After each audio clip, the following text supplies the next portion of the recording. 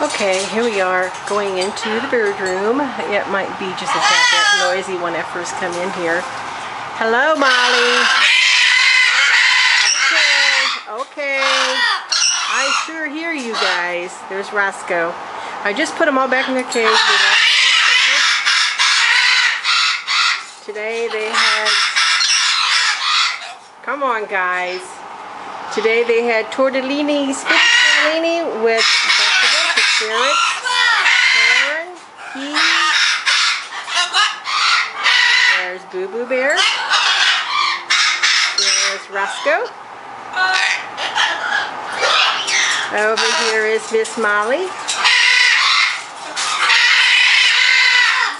Over here is Cleo. Hi, Cleo. And over here is, there's Keiko. And over here is Riley. Hi, Riley. Riley's a good boy. Over here is their TV set. We've got cartoon channel on right now for them to watch that. This is the kitchen area.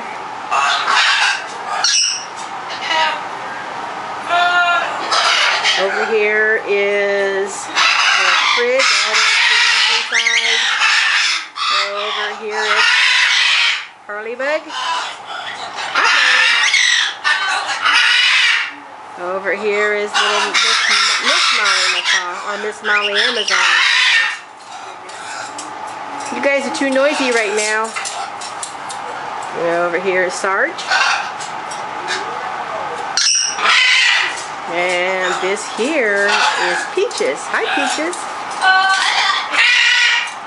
And over here is Rosie. They are my sisters. Well, not my sisters. They're ethically great sisters. They're about 8 years old. Okay, I just wanted to get a picture of the bird room so you can see what it looks like. It's probably about 30 by 22, I think. It's pretty good size.